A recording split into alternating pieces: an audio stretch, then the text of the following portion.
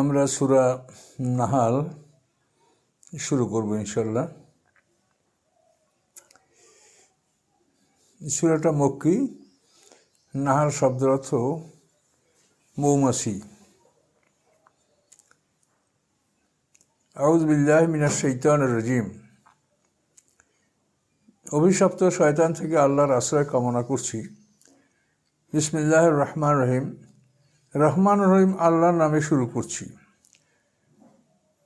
আতা আমরুল্লাহ ফালাস্তাস্তাজিলুহু। আল্লাহর আদেশ এসে গেছে, তোমরা তা ত্বরান্বিত করো না, দ্রুত কামনা করো না। সুবহানাহু, পবিত্রতা আল্লাহর, তাআলা আম্মা ইউশরিকুন, এবং আল্লাহর সাথে যে অংশীদার সাব্যস্ত করা হয় তা থেকে আল্লাহ অতি ঊর্ধ্বে, অতি উন্নত। তো আতা এটা অতীত মাজি ব্যবহার করে। আতা আমরুল্লাহ, আল্লাহর আদেশ এসে গেছে, অর্থাৎ কিয়ামত একেবারেই নিকটতম হয়েছে। তো আরবি ভাষার একটা নিয়ম আছে যে একটা জিনিস অনিবার্য ঘটবে, এখনও ঘটে নাই, এই অনিবার্য বা নিশ্চিত ঘটবে এইটা বোঝানোর জন্য অতীত শব্দ ব্যবহার করে। মনে করো ঘটে গেছে, মনে করো হয়ে গেছে। তো কিয়ামত অনুষ্ঠিত হবে। এই কিয়ামতের সর্বশ্রেষ্ঠ আলামত হলেন মুহাম্মদ রাসূলুল্লাহ সাল্লাল্লাহু আলাইহি ওয়াসাল্লাম। তিনি যখন আসছেন, সমস্ত আকাশের ফেরেশতারা অস্থির হয়ে গেছে যে শেষ পয়গম্বর চলে এসে, এনার পরেই কিয়ামত হবে। তো এই জন্য কিয়ামতের সবচেয়ে বড় আলামত হলেন মুহাম্মদ রাসূলুল্লাহ সাল্লাল্লাহু আলাইহি ওয়াসাল্লাম। এরপরে অন্যান্য আলামতগুলোও প্রকাশ পাবে, তারপরে কিয়ামত হবে। কিন্তু বিষয়টা হলো যে আমরা বিষয়টাকে মানে বুঝতে সক্ষম হচ্ছি না, এই জন্য যে পরকালের একটা দিন হলো 1000 বছরের সমান, আর পৃথিবীর দিন হলো এই 24 ঘন্টার একদিন। কাজে আল্লাহ বলছেন আতা আমরুল্লাহ, আল্লাহর আদেশ এসে গেছে। এই আয়াত যখন আল্লাহ রাসূল মক্কার মুশরিকদের শোনালেন, তখন মক্কার মুশরিকরা বলল যে মুহাম্মদ সাল্লাল্লাহু আলাইহি ওয়াসাল্লাম কী বলছে, যে তাহলে কিয়ামত এসেই গেল, খুব তাড়াতাড়ি আসছে, তাহলে তোমরা একটু নীরব থাকো, চুপ থাকো, তোমরা যেগুলি করতে তা করো না, এই মূর্তি পুজো টুজা ইত্যাদি অন্যান্য তোমাদের যে কাজকর্ম ছিল এটা তোমরা বন্ধ রাখো, দেখো কি হয়। এভাবে ওরা 1 সপ্তাহ পর্যন্ত চুপচাপ থাকলো, যে তাহলে কি কিয়ামত এসে গেছে। কিন্তু দেখা গেল যে না, কিছুই আসেনি। তখন বলল, হ্যাঁ মোহাম্মদ, তুমি যা বললে তো কিছুই আমরা দেখতে পাচ্ছি না। তো এই জন্য আল্লাহ বলছেন যে মুহাম্মদ সামজা বসে তা সত্য, কিন্তু ফালাস্তাস্তাজিলহু, তোমরা সেটাকে দ্রুত কামনা করো না। কোরআন পাকে আল্লাহ বলছেন যে ইয়াস্তাজিলু বিহাল্লাযিনা লা ইউমিনুনা বিহা ওয়াল্লাযিনা আমানু মুশফিকুনা মিনহা। কিয়ামতকে দ্রুত কামনা করে, ত্বরান্বিত করে কারা? যারা কিয়ামত বিশ্বাস করে না। ওয়াল্লাযিনা আমানু মুশফিকুনা মিনহা, এবং যারা ঈমান এনেছে তারা কিয়ামতকে ভয় করে। কিয়ামতের নাম শুনলেই তারা ভীত হয়ে পড়ে। কাজে কিয়ামতকে ত্বরান্বিত করা, কিয়ামতকে তাড়াতাড়ি কামনা করা, এটা কাফেরদের স্বভাব। এটা আল্লাহ কোরআনে অন্যত্র বলেছেন। আল্লাহ তাআলা সব কিছুই পবিত্র, যা মুশরিকরা আল্লাহর সাথে অংশীদার সাব্যস্ত করে, মনে করে এরা আল্লাহর কাছে আমাদেরকে সুপারিশ করবে, আল্লাহর নিকটে নিয়ে যাবে, এবং আল্লাহ একাই সমস্ত মানুষের আহ্বানে সাড়া দিতে পারে না। কাজে এই জন্য আমাদের এই দেবদেবীগুলোও আল্লাহর সাথে থাকবে, তারাও আল্লাহর কাজে সহযোগিতা করবে। নাউযুবিল্লাহ। ইউনাজ্জিলুল মালাইকাতা বিররূহি মিন আমরি আলা মান ইয়াশাউ মিন ইবাদিহি। আল্লাহ তাআলা ফেরেশতা নাজিল করেন ওহী নিয়া, তার স্বীয় আদেশ, তার নিজের আদেশে। আলা মান ইয়াশাউ মিন ইবাদিহি, আল্লাহ তাআলার বান্দাদের মধ্যে হতে যাকে তিনি পছন্দ করেন তার উপরে আল্লাহ তাআলা ওহী নিয়া ফেরেশতা পাঠান। এবং এই মূল বক্তব্য কি? আনজিরু, যে হে নবী রাসূলরা, তোমরা তাদেরকে ভয় দেখাও, মানুষদেরকে সাবধান করো যে আন্নাহু লা ইলাহা ইল্লা আনা, যে নিশ্চয়ই আমি আল্লাহ ছাড়া কোনো উপাস্য নাই, মাবুদ নাই, ফাত্তাকুন, তোমরা আমাকে ভয় করো। তাহলে এই পয়গম্বরদের ওহী এর মূল বক্তব্য হলো যে আল্লাহ এক এবং আল্লাহকে ভয় করতে হবে। এবং সেই আল্লাহ কেমন, তার সম্পর্কে একটু ব্যাখ্যা দেওয়া হচ্ছে। খালাকাস সামাওয়াতি ওয়াল আরদা, তিনি সপ্ত আকাশ এবং জমিন সৃষ্টি করেছেন বেল হক, ন্যায়সঙ্গতভাবে, সুন্দরভাবে, সুষ্ঠুভাবে। এবং এখানে যদি কেউ অন্যায় করে তার বিচার হবে, কেউ বিচার থেকে এড়াতে পারবে না। কাজে এখানে এটা ন্যায়সঙ্গতভাবে সৃষ্টি করেছে, এখানে যেন সবাই ন্যায়সঙ্গতভাবে কার্য সম্পাদন করে, অন্যায় করলেই সে বিচারের সম্মুখীন হবে। তাআলা আম্মা ইউশরিকুন, এবং আল্লাহর সাথে যা শরিক করা হয় এ থেকে আল্লাহ অতি ঊর্ধ্বে, আল্লাহর কোনো শরিক নেই, লা শারিকা লাহু, তার কোনো অংশীদার নাই, তিনি একা আল্লাহ। খালাকাল ইনসানা মিন নুতফাতিন, আল্লাহ তাআলা মানুষকে শুক্রবিন্দু হতে সৃষ্টি করেছেন। ফায়জা ওয়া খাসিমুম মুবিন, এরপরে সে একেবারে স্পষ্ট ঝগড়াকারী, মানে তার সৃষ্টি সম্বন্ধে চিন্তা করে না যে কত সূক্ষ্ম এবং কত দুর্বল এবং কত তুচ্ছ বস্তু হতে তাকে সৃষ্টি করা হয়েছে। সে একটু বড় হয়েই স্পষ্ট ঝগড়াকারী, স্পষ্ট বিতণ্ডাকারী, আল্লাহর সাথে তর্ক বিতর্ক করে। এটা তার উচিত নয়। সে অতি তুচ্ছ বস্তু থেকে সৃষ্টি হয়েছে, আবার আল্লাহ তাকে ধ্বংস করবেন এবং হাসরের ময়দানে একত্র করে বিচার করবেন। অল আনামা খালাকাহা, আর পশুগুলিও আল্লাহ সৃষ্টি করেছেন। মানুষকে যেরকম শুক্রবিন্দু হতে সৃষ্টি করেছেন, অল আনামা খালাকাহা, আর চতুষ্পদ পশুগুলিও আল্লাহ সৃষ্টি করেছেন। লাকুম ফিহা, এবং ওই পশুগুলির মধ্যে রয়েছে তোমাদের জন্য কি, দেখুন মানে পশম, মানে চিকন পশম, শীত নিবারণকারী পশম, চিকন পশম, যে চিকন পশমের মাধ্যমে তোমরা শীত নিবারণকারী পোশাক তৈরি করে থাকো। অমানাফিউ, এবং পশম ছাড়াও আরও অনেক ধরনের উপকার আছে। তোমরা এই পশু থেকে দুধ খাও, তার থেকে বাচ্চা হয় এবং এগুলি তোমাদের বোঝা বহন করে। মানাফিউ অমেন্না তাকুলুন, এবং এই পশুগুলি, চতুষ্পদ পশুগুলির মধ্যে হতে কতগুলিকে তোমরা খাও, যেমন গরু, মহিষ, ছাগল, ভেড়া, দুম্বা, এগুলি তোমরা খাচ্ছ। আবার চতুষ্পদ কতগুলি পশু তোমার জন্য হারামও করা, সেগুলো আমরা খাই না, যেগুলি শিকারি দাঁত আছে। জি মেখলাবেন, জি নাবেন বা জি মেখলাবেন, আল্লাহ রাসূল বলছেন যে চতুষ্পদ পশুদের মধ্যে যাদের শিকারি দাঁত আছে তাদেরকে খাওয়া নিষেধ। আর পশুরা যারা পা দিয়ে শিকার ধরে, পা দিয়ে চেপে ধরে যারা যে পশুগুলি খাদ্য খায়, এই পশুগুলিকেও হারাম ঘোষণা করা হয়েছে।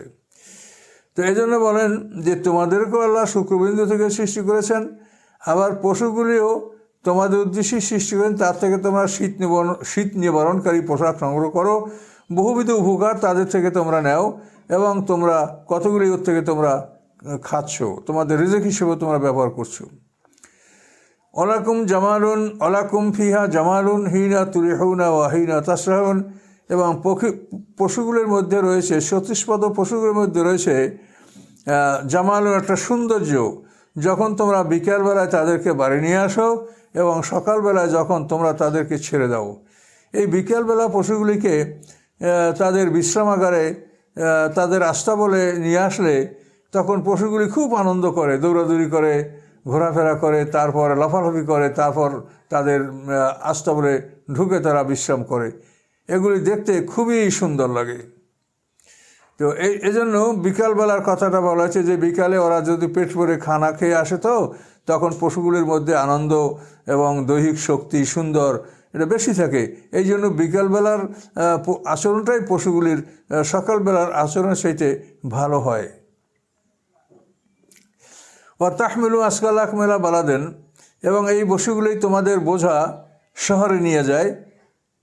লাম তাকুনু বিবালিগি ইল্লা বিশিক্কিল আনফুস, তোমরা এগুলি শহরে পৌঁছাতে পারো না তোমাদের নিজেদের কঠোর পরিশ্রম ছাড়া।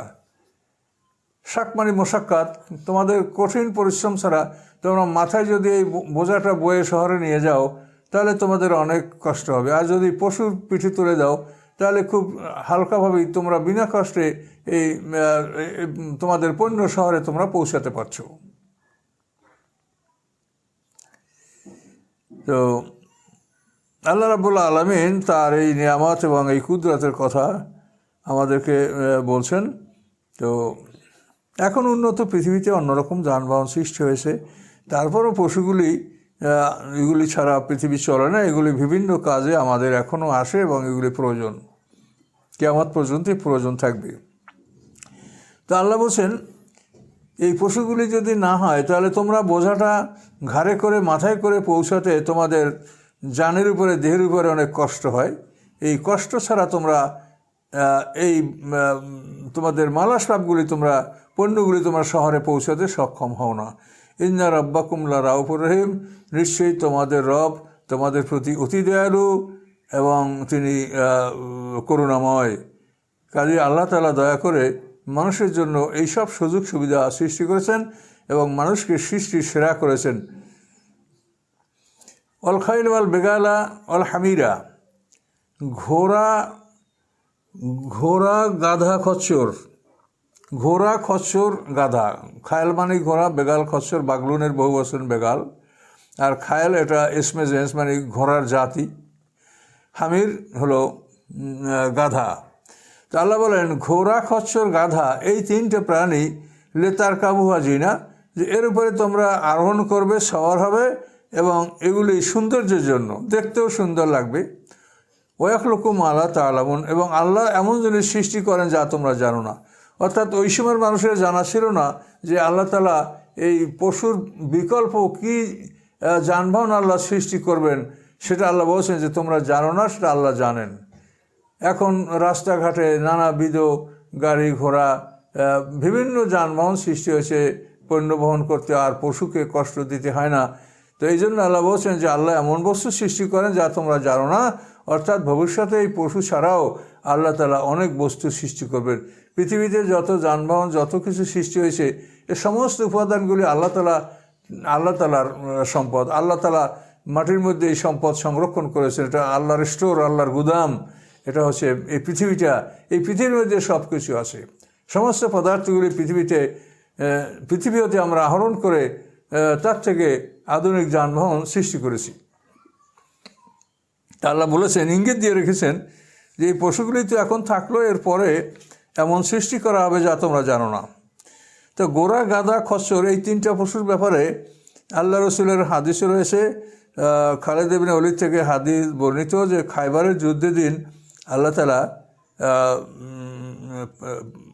ঘোড়া গাধা খচ্চর এইটাকে হারাম ঘোষণা করেছেন। সাহাবীরা বলেছেন যে আমাদের ডেগে এই সমস্ত পশুর গোশত পাক হচ্ছিল, কিন্তু আল্লাহ রসুল বলার পর এগুলো আমরা ফেলে দিয়েছি। ঘোড়া গাধা খচ্চর এগুলিকে যানবাহনের জন্য এবং সৌন্দর্যের জন্য এগুলিকে আল্লাহ খেতে বারণ করেছেন। এবং বিশেষ করে ঘোড়া সে যুগে এটা ছিল যুদ্ধের জন্য শ্রেষ্ঠ বাহন, এই জন্য। আর খচ্চর হলো ঘোড়া এবং গাধার মিলনে যে হয়, মধ্যম শ্রেণীর একটা পশু, ঘোড়ার থেকে ছোট, গাধার চেয়ে একটু বড়, এই প্রাণীটিকে খচ্চর বলা হয়। তো এই ঘোড়া গাধা খচ্চর এই তিনটা প্রাণী সম্পর্কে আল্লাহ বলছেন লেতার কাবুহা ওয়া জিনা, যে এটার উপরে তোমরা সওয়ার হবে এবং এটা তোমাদের জন্য সৌন্দর্য। এবং আল্লাহ সৃষ্টি করেন যা তোমরা জানো না, অর্থাৎ ভবিষ্যতে এর বিকল্প যানবাহন সৃষ্টি হবে যা তোমরা এখনও জানো না। তো এই খায়বারের যুদ্ধে আল্লাহ রসুল এই তিনটা বস্তু হারাম করেছেন, এবং সে সময় আল্লাহ রসুল আরও একটা বস্তুর সাথে হারাম করেছে, সেটা হলো মোতাবিয়া, নির্ধারিত সময়ের জন্য বিয়া করা, নেকায় মোতা, নির্ধারিত সময়ের জন্য নির্ধারিত মোহরে কাউকে বিয়া করা। এটা ওই সময় পর্যন্ত সমাজে প্রচলন ছিল। ইসলাম কখনো এটা অনুমতি দেয় নাই, কিন্তু এটা সমাজে প্রচলন ছিল। এটা সাধারণ মানুষরা এই প্রথা অবলম্বন করত, কিন্তু খায়বারের যুদ্ধে আল্লাহ তাআলা নিষেধ করেছেন বলেই তো আল্লাহ রসুল বলেছেন। আল্লাহ রসুল মোতাবিয়া সম্পর্কেও চূড়ান্ত ঘোষণা দিয়েছেন যে মোতাবিয়া এটা আর হবে না, এটা নিষেধ, তোমরা এই পন্থাকে অবলম্বন করবে না। বিয়া করবে তো চিরস্থায়ী বিয়া, নির্ধারিত সময়ের জন্য কোনো বিবাহ নির্ধারিত মোহরে, এটাকে মোতাবিয়া বলে, এটাকে অবৈধ ঘোষণা করা হয়েছে। ওয়ালাল্লাহ কাসদুস সাবিল, সরল পথ দেখানোর দায়িত্ব একমাত্র আল্লাহর। আল্লাহ ছাড়া কেউ সরল পথ দেখাতে পারে না। এই জন্য আল্লাহ বলছেন ওয়ান্না হাজা সিরাতি মুস্তাকিমান ফাত্তাবিহু, এই আমার রাস্তা সিরাতাল মুস্তাকিম, সরল পথ, তোমরা এই পথ অনুসরণ করো।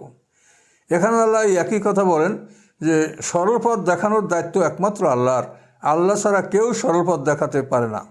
আমেনা জায়রুন, এবং রাস্তার মধ্যে কতগুলি আছে বাঁকা রাস্তা। ওয়ালাউ শাআ লাহদাকুম আজমাইন, আল্লাহ ইচ্ছা করলে তোমাদের সবাইকে হেদায়েত দান করতে পারতেন, কিন্তু আল্লাহ এটা ইচ্ছা করবেন না। তোমাদের ইচ্ছার উপর একটা ন্যস্ত থাকলো। তোমরা যারা হেদায়েত চাবে তাদেরকে আল্লাহ তাআলা হেদায়েত দান করবেন, যারা চাবে না তাদেরকে আল্লাহ জোর করে হেদায়েত দান করবেন না। হুয়াল্লাযী আনজালা মিনাস সামাই মান, তিনি সেই আল্লাহ যিনি আকাশ থেকে পানি বর্ষণ করেন, বৃষ্টি। এই বৃষ্টি থেকে হয় লাকুম মিনহু শারাব, এই পানি থেকে, বৃষ্টির পানি থেকে তোমরা পানীয় পানি তোমরা এর থেকে সংগ্রহ করো, যে পানিটা তোমরা পান করবে, পানীয় জল, পানীয় পানি, এটা তোমরা সংগ্রহ করো। অমিনহু শাজারুন, এবং এই বৃষ্টির পানির মাধ্যমেই বিভিন্ন তরুলতা গাছপালা সৃষ্টি হয়। ফিহে তুসিমুন, এবং ওই গাছপালা তরুলতার মধ্যেই তোমরা তোমাদের পশুগুলিকে লালন পালন করো। সায়মা হলো ওই পশু, যে পশু করমুক্ত চারণভূমিতে বিচরণ করে, যে পশুকে খাবার কিনে খাওয়াতে হয় না, এইরকম পশুকে সায়মা বলা হয়। আর যে পশুকে খাদ্য কিনে খাওয়াতে হয় সেই পশুকে বলা হয় আলুফা। তো এই সায়মা পশুর উপরে জাকাত হয়, আলুফা পশুর উপরে জাকাত হয় না। ইমবিতু লাকুম বিজ্জারা, এই বৃষ্টির সাহায্যে আল্লাহ তাআলা তোমাদের জন্য ক্ষেত খামার উৎপাদন করে, ক্ষেত খামার সৃষ্টি করেন। ক্ষেত খামার উদ্গত হয়, ক্ষেত খামার গজিয়ে ওঠে। ইমবিতু লাকুম বিজ্জারা, এই বৃষ্টির সাহায্যে তোমাদের জন্য আল্লাহ তাআলা ক্ষেত খামার সৃষ্টি করেন। জাইতুন গাছ সৃষ্টি হয়, নাখিলা খেজুর গাছ সৃষ্টি হয়, ফলে আনাবা আঙ্গুর গাছ সৃষ্টি হয়। অমিকুল্লে সামারাত, এবং সব ধরনের ফল এই বৃষ্টির সাহায্যে পৃথিবীতে জন্মে। ইন্না ফি যালিকা আয়াতান লিকাওমিন ইয়াতাফাক্কারুন, এর মধ্যে রয়েছে নিদর্শন ওই জাতির জন্য যারা চিন্তা ভাবনা করে। আল্লাহ তাআলা ওই আরব অঞ্চলে, মরু অঞ্চলে যে সমস্ত গাছপালাগুলি হয় সেগুলির কথা এখানে বলেছেন। জাইতুন, আঙ্গুর, তারপরে খেজুর গাছ এবং সব ধরনের ফল। এখন সব ধরনের ফল আমাদের দেশে ধান, গম, যব, ভুট্টা, আম, কাঁঠাল, এই যত ধরনের ফল, এই সব ধরনের ফল বৃষ্টির পানি থেকেই এগুলো উৎপন্ন হয়। বৃষ্টির পানিতে গাছপালা ভেসে থাকে এবং বৃষ্টির প্রভাবেই এগুলি সুন্দর হয়, বড় হয়, পাকে, এবং আমরা এবং পশুরা সবাই, আমরা পশু পাখি সবাই মিলে আমরা এগুলো খাই। ইন্না ফি যালিকা লাআয়াতান লিকাওমিন ইয়াতাফাক্কারুন, যারা চিন্তা ভাবনা করে তাদের জন্য, সেই সম্প্রদায়ের জন্য এর মধ্যে বহু নিদর্শন রয়েছে। যে এই বৃষ্টিটা আল্লাহর নিয়ন্ত্রণে, আল্লাহ ছাড়া এটাকে কেউ নিয়ন্ত্রণ করতে পারে না, এবং এই বৃষ্টিটা ঠিক নিয়মিতভাবেই আল্লাহ তাআলা বর্ষান বলেই এই পৃথিবীর সৌন্দর্য বহাল থাকে। এই বৃষ্টি, অতিবৃষ্টি হলে সব ধ্বংস হবে, আর বৃষ্টি বন্ধ করে রাখলেও সব বন্ধ হবে। কাজে আল্লাহ পরিমিতভাবে বৃষ্টি পৃথিবীতে প্রেরণ করছেন। এটা আল্লাহর রহমত, তার দয়া। ওয়া সাখখারা লাকুমুল লাইলা ওয়ান নাহার, দিবারাত্রিকে তোমাদের অনুগত করা দেওয়া হয়েছে, অর্থাৎ তোমরা নিজেরা এই দিবারাত্রিকে ব্যবহার করবে। এজন্য এই দিবারাত্রি তোমাদের উদ্দেশ্যে সাসপারভিয়েন্ট, তোমাদের অনুগত, তাবে করে দেওয়া হয়েছে। এই দিনকে তোমরা, রাতকে যদি ইচ্ছা করো যে তোমরা আলোকিত করে ব্যবহার করবে, রাত আপত্তি করবে না। আবার দিন আলোকিত তোমরা যদি মনে করো যে আমরা দিনকে অন্ধকার করে রাখবো, তোমরা তোমাদের ব্যবস্থাপনার মাধ্যমে তাও তোমরা করতে পারো। অর্থাৎ দিবারাত্রিকে তোমরা যেভাবে ইচ্ছা সেভাবেই ব্যবহার করতে পারো। এই দিবারাত্রি তোমাদেরকে কোনো কিছুতে বাধা দিবে না।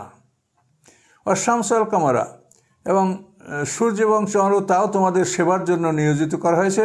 নিয়মিত সূর্য আলো দেয়, নিয়মিত চাঁদ তার আলো দেয়।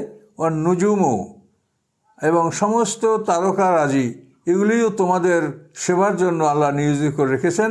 আর এগুলি কি মুসাক্কারাতুম বিআমরি, এবং সবগুলি আল্লাহর দেশে শূন্যে ঝুলন্ত অবস্থায় বিরাজমান। সূর্য, চন্দ্র, সমস্ত গ্রহ নক্ষত্র আল্লাহর আদেশে শূন্যে ঝুলন্ত অবস্থায় বিরাজ করছে। আমাদের এই পৃথিবী শূন্যের উপরে উড়ে বেড়াচ্ছে ঘন্টায় 43,200 মাইল বেগে। এর উপরেও কোনো রশি দিয়া টানা দিয়ে রাখা হয় নাই, নিচেও কোনো খুঁটি দিয়া একে তুলে রাখা হয় নাই, এটা শূন্যের উপরে বিচরণ করছে। এইভাবে সব কিছু অকুল্লুন ফি ফালাকি ইয়াসবাহুন, সূরা ইয়াসিনে বলা হয়েছে, এই সবগুলি আকাশে সাঁতার কেটে বেড়াচ্ছে, এবং এগুলি সব আল্লাহর হুকুমে মহাকাশে আল্লাহ তাআলা এগুলি বিরাজ করছে। এগুলিকে আল্লাহ এভাবেই সাজিয়ে রেখেছেন যে প্রত্যেকটা গ্রহ নক্ষত্রের চতুর্দিকে সমান দূরত্বে বড় বড় চুম্বক, প্রত্যেকটা গ্রহ নক্ষত্রই নিজেই একটা চুম্বক। এই চুম্বক সিস্টেমের মাধ্যমে এদেরকে আল্লাহ তাআলা শূন্যে ঝুলন্ত অবস্থায় রেখেছেন এবং সব কিছু এভাবে আছে শুধু আল্লাহর হুকুমে, আল্লাহর আদেশে এভাবেই তারা ঝুলন্ত আছে। কোনো রশি বা কোনো স্তম্ভ এর জন্য আল্লাহ ব্যবহার করে না, শুধু আল্লাহর আদেশে এই সব কিছু মহাশূন্যে ঝুলন্ত অবস্থায় উড়ন্ত অবস্থায় আছে। এটা কিন্তু একটা বিরাট চিন্তার বিষয় যে এত বড় পৃথিবী, এটাকে যদি কোনো স্তম্ভে তোলা হতো তা কিসের উপরে সেই স্তম্ভগুলি থাকবে? এটা যদি উপরে কোনো রশি দিয়ে বাঁধা হতো তো উপরে কার সাথে রশিটা বাঁধা হবে, তারপর সেই পৃথিবীকে এত বড় ওজনের পৃথিবীতে বাঁধা হবে? কাজে এগুলো চিন্তা করলে আমরা অবাক হই।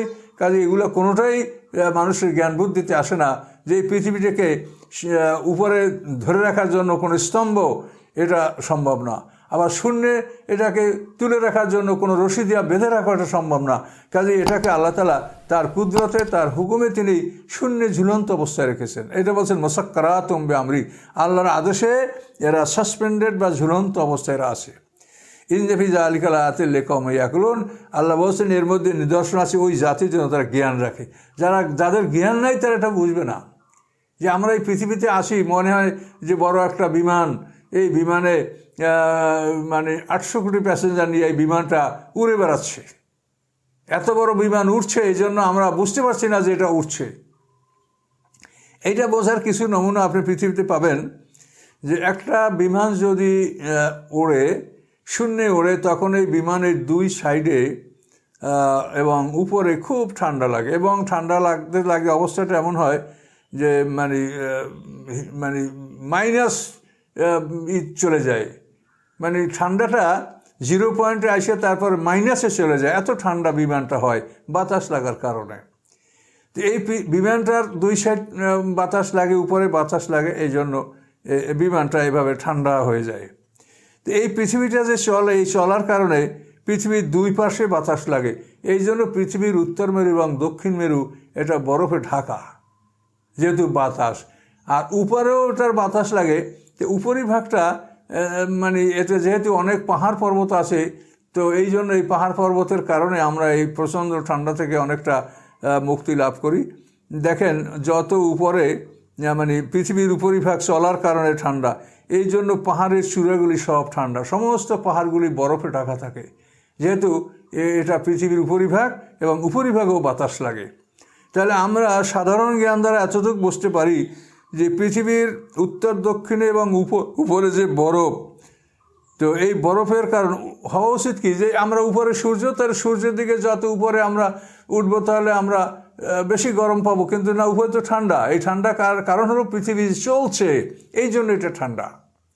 আর দুই সাইডে বরফ, যেহেতু এই যে অ্যান্টার্কটিকা মহাদেশ, তারপর পৃথিবীর উত্তর মেরু যে বরফে ঢাকা, তো এটার কারণই হচ্ছে পৃথিবী চলার কারণে বাতাস লাগে, এই জন্য এটা ঠান্ডা থাকে। এই জন্য বলছে যে এর মধ্যে নিদর্শন রয়েছে ওই জাতির জন্য যারা আকল রাখে, যারা জ্ঞান রাখে, তারা এটা আমরা কোনো বিজ্ঞানের লোক নই, কিন্তু বিজ্ঞান ছাড়াই এটা আমরা স্বাভাবিক জ্ঞানে বুঝি যে পৃথিবীর দুই সাইডে বরফ হওয়ার কারণ হলো পৃথিবী চলছে বলেই পৃথিবীতে বাতাস লাগে, এবং এই জন্য এই ঠান্ডাটা লেগে পৃথিবীর দুই অঞ্চল বিশাল বরফ এলাকায় পৃথিবীর উত্তর মেরু দক্ষিণ মেরু আবৃত।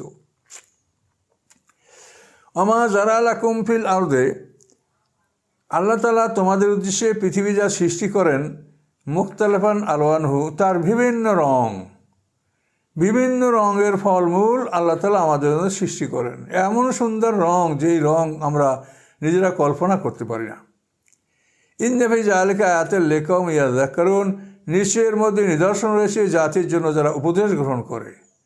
দেখেন এই আঙ্গুর ফলের কত সুন্দর রং, কমলার কত সুন্দর রং, আপেলের কত সুন্দর রং, তারপর এইভাবে সমস্ত ফলমূলগুলির কত সুন্দর সুন্দর রঙের ফলমূল আমরা পৃথিবীতে দেখতে পাচ্ছি। আল্লাহ বলেন এগুলি সব আল্লাহর নিদর্শন, আল্লাহর সৃষ্টি, এবং ওই জাতির জন্য এর মধ্যে নিদর্শন রয়েছে যারা উপদেশ গ্রহণ করে।